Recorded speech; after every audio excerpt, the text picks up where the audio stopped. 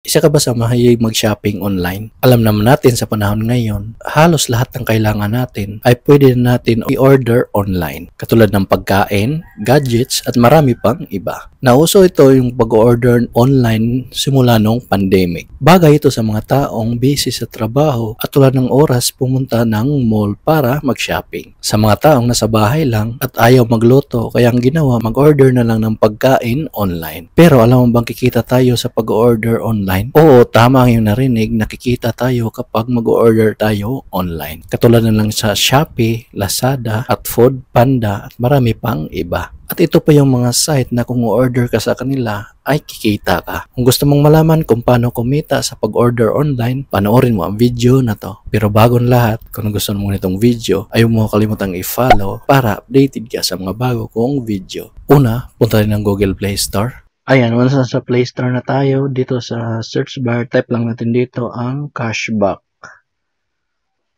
Install nyo lang kung hindi pa kayo naka-install. Then, kapag tapos ma-install, open lang natin. Pinutin lang natin tong All Stores. Ayan, so kung mapapansin nyo dito ay merong Shopee up to 15% cashback. Then sa TikTok Shop, up to 12% cashback. So, malaki itong Lazada kasi up to 40% cashback. So, papakita ko na sa inyo yung Shopee kung paano siya gamitin. So, exit lang tayo dito, punta tayo ng Shopee apps. So, dapat may Shopee apps din kayong nakadownload sa iyong cellphone. Ayan, once na nasa Shopee na tayo, search lang natin dito ang produkto na gusto nating bilhin. So, halimbawa itong Logitech keyboard. Ayan, din kailangan nating i-open. Once na ma-open natin dito sa taas, makikita dito yung arrow na share at pindutin lang to. Ayan, then lalabas tong mga option na to. So, pipiliin mo lang dito ay copy link. Ayan, link copied to clipboard. So, ngayon naman, exit tayo dito. Balik ulit tayo dun sa cashback na apps. I-open lang natin tong Shopee. Ayan, starting cashback transfer. Then, how it works. Then, scroll up. Then, pindutin lang tong try it now. Ayan, then, pindutin lang tong paste link. Ayan, so automatic na may paste yung link natin na kinopya. Then, ito yung lalabas. Pindutin lang tong Shopee product. Then, pinutin lang tong continue to app. Ayan, so automatic, napupunta tayo sa Shopee apps. Ayan, so kung mapapansin nyo, ito yung sinerch natin kanina at napupunta tayo dito.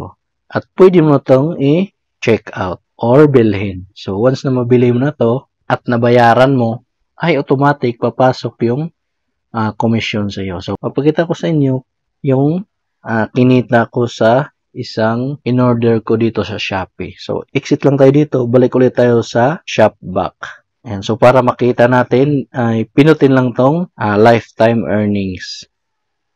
Ayan, so ito yung kinita ko. So, sa Shopee, 1.15. So, na-confirm na siya. So, TikTok Shop, 3.86. Ito yung kinita ko sa pagbili ko online. So, ngayon naman, papakita ko naman kung paano naman sa TikTok or TikTok Shop. So, exit lang tayo dito. Then, pinutin lang tong All Stores. Pinutin lang tong TikTok Shop. Then, pinutin lang tong Continue to App.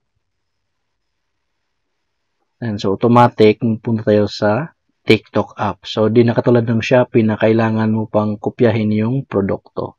Ayan, so, dito ka mamimili ng gusto mong bilhin. So, halimbawa naman, may naka-add ka na produkto sa iyong cart. Ang gagawin mo lang ay punta ka lang doon sa cart.